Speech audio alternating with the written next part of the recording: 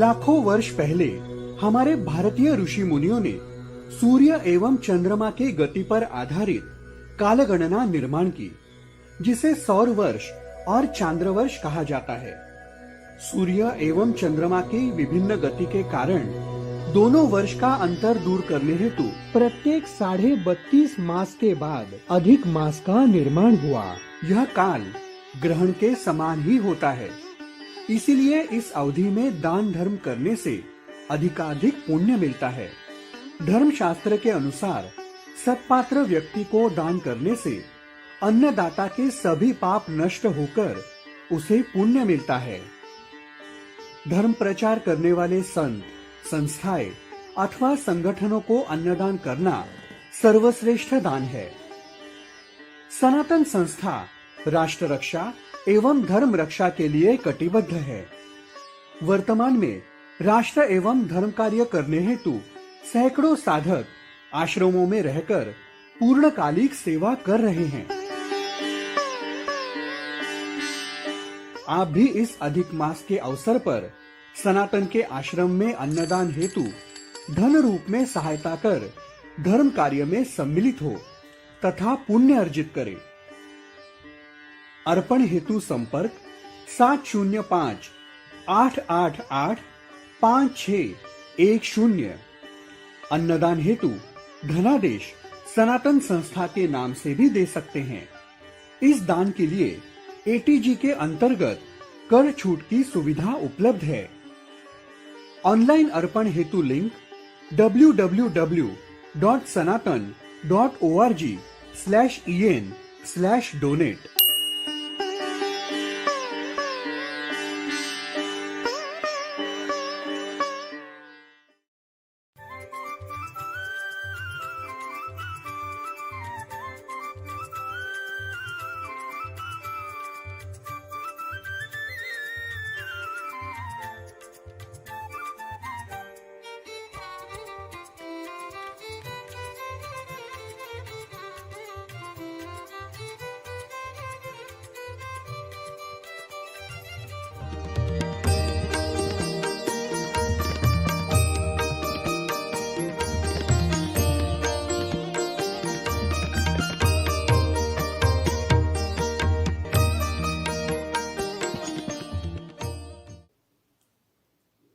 नमस्कार।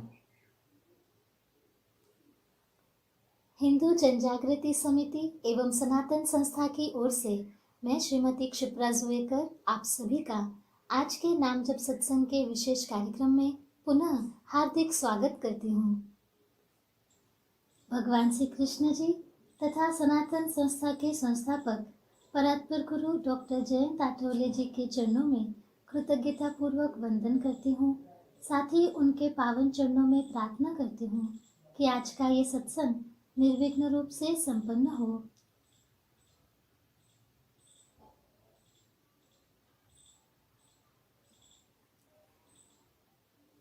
आज की इस विशेष सत्संग श्रृंखला में सनातन संस्था के धर्म प्रचारक संत सद्गुरु नंद कुमार जादव जी हमारा मार्गदर्शन करेंगे। मैं उनके चरणों में प्रार्थना करती हूँ कि वे हमारा मार्गदर्शन करें। जी, मैं जगत गुरु भगवान श्री कृष्ण तथा हमारे पूज्य गुरुदेव परात्पर गुरु डॉक्टर जयंत आठवले जी के चरणों में वंदन करता हूँ।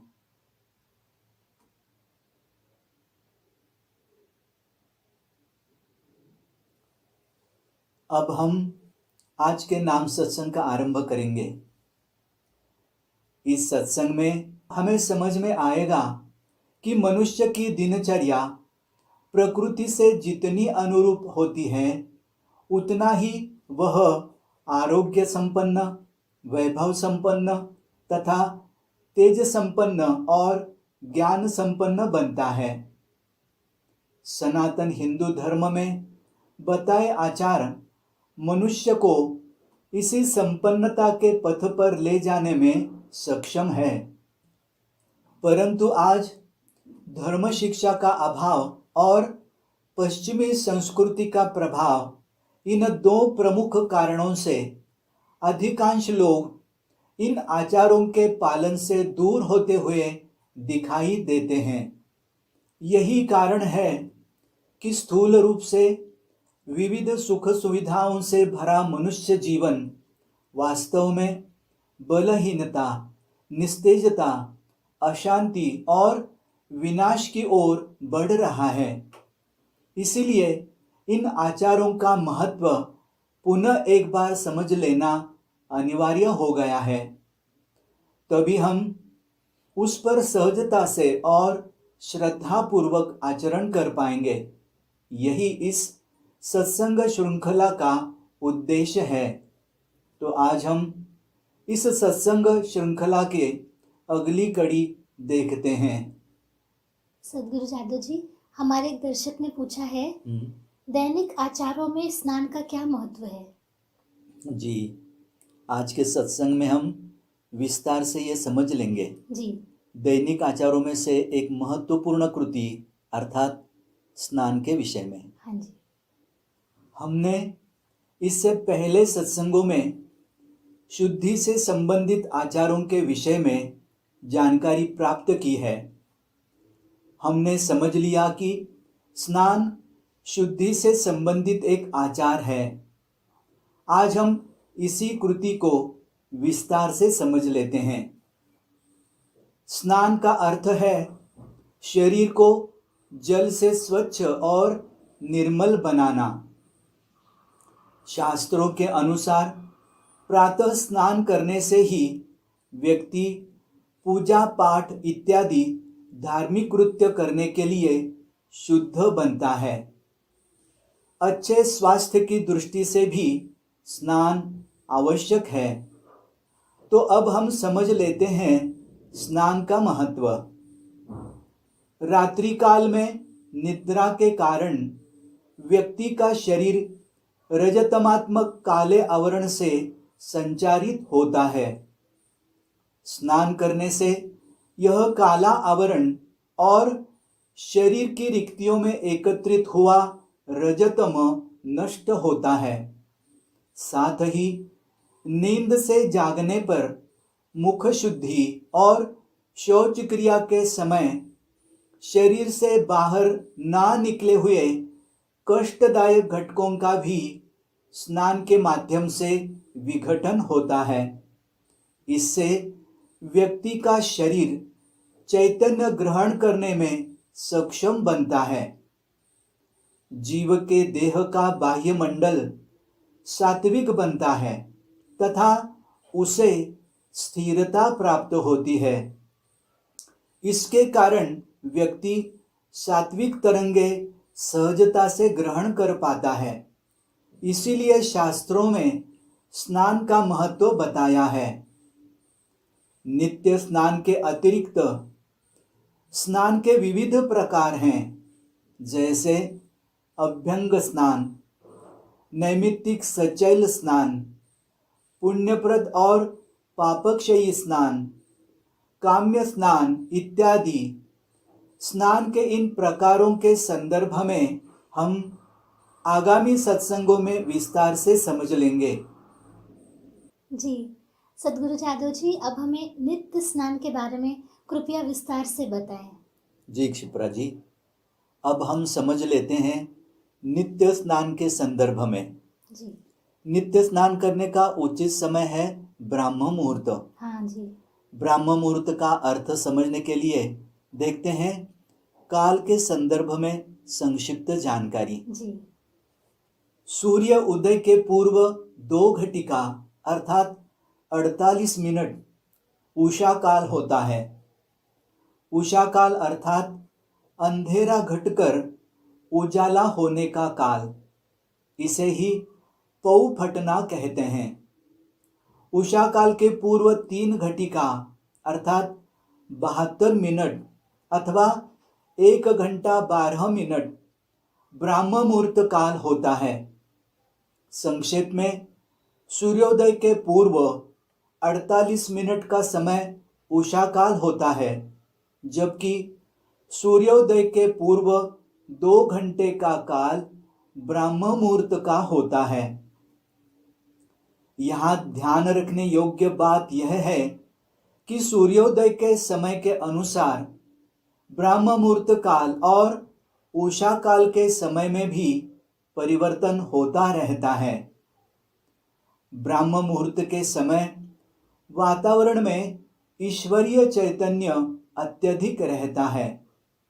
ऐसे सात्विक वातावरण के प्रभाव से व्यक्ति का मनोदेह भी स्थिर रहता है।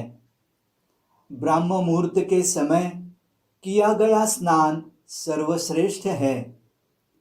अब समझ लेते हैं ब्रह्म मुहूर्त पर किया गया स्नान सर्वश्रेष्ठ होने का कारण। ब्रह्म मुहूर्त पर किया गया स्नान देव परंपरा की श्रेणी में आता है। देव परंपरा अर्थात अपनी प्रत्येक कृति सात्विकता के स्तर पर परिपूर्ण करना। इसीलिए ब्रह्म मुहूर्त पर स्नान करने का अर्थ है जीव द्वारा देव परंपरा का पालन किया जाना। अब समझ लेते हैं नियमित रूप से ब्रह्म मुहूर्त पर स्नान करने से देव परंपरा के कारण होने वाले लाभ। पहला लाभ, व्यक्ति की अंतर्बाह्य शुद्धि होने लगती है। दूसरा लाभ, देवता तत्व की तरंगे ग्रहण करने के लिए व्यक्ति सक्षम बनता है। स्नान करना एक प्रकार से देवता तत्व की तरंगों को अपनी ओर आने का आवाहन करना है। ब्रह्म मुहूर्त पर किए गए स्नान के कारण शुद्ध बने देह की ओर प्रचुर मात्रा में आकृष्ट चैतन्य और ईश्वरीय तरंगों को ग्रहण करने के लिए व्यक्ति सक्षम बनता है। तीसरा लाभ, व्यक्ति ईश्वर की संकल्प शक्ति को ग्रहण कर पाता है। चौथा लाभ, ब्रह्म मुहूर्त पर स्नान करने से व्यक्ति पर धीरे धीरे शुद्धता, पवित्रता और निर्मलता के संस्कार होते हैं। इन तीन संस्कारों के माध्यम से व्यक्ति ईश्वर की संकल्प शक्ति को ग्रहण कर पाता है। साथ ही ईश्वर की इच्छा, क्रिया और ज्ञान, ये तीन प्रकार की शक्तियां भी वह ग्रहण कर पाता है। इनके द्वारा वह लौकिक और आध्यात्मिक जीवन में आगे बढ़ने के लिए सक्षम बनता है तथा ईश्वर के साथ एकरूप हो जाता है। इस प्रकार ब्रह्म मुहूर्त पर किया गया स्नान ही महत्तम आचार बनकर व्यक्ति को ईश्वर तक ले जाने में सहायक होता है। इसीलिए स्नान करने हेतु ब्रह्म मुहूर्त का काल आदर्श है। परंतु वर्तमान स्थिति में इस समय स्नान करना अधिकांश लोगों के लिए संभव नहीं होता। ऐसे में हो सके तो सूर्योदय के उपरांत प्रातः काल में शीघ्र ही स्नान कर लें। जी, ये सूत्र समझ में आया। तो अब हमें प्रातः काल में स्नान करने का महत्व तथा उसका परिणाम ये कृपया बताएं। जी, अब हम समझ लेते हैं प्रातः काल में स्नान करने का महत्व क्या है। हाँ जी। ब्रह्म मुहूर्त काल में किया गया स्नान सर्वश्रेष्ठ है, तथापि प्रातः काल में अर्थात सूर्योदय के उपरांत 1 घंटे के काल में किए गए स्नान से शरीर शुद्धि होती है और व्यक्ति धार्मिक कृत्य करने योग्य बनता है। दक्ष स्मृति का यह श्लोक इस बात को पुष्टि देता है। प्रातस्नानं प्रशंसन्ति दृष्टा दृष्टकरं हि तत् सर्वमर्हति पूतात्मा प्रातस्नायी जपादिकम्।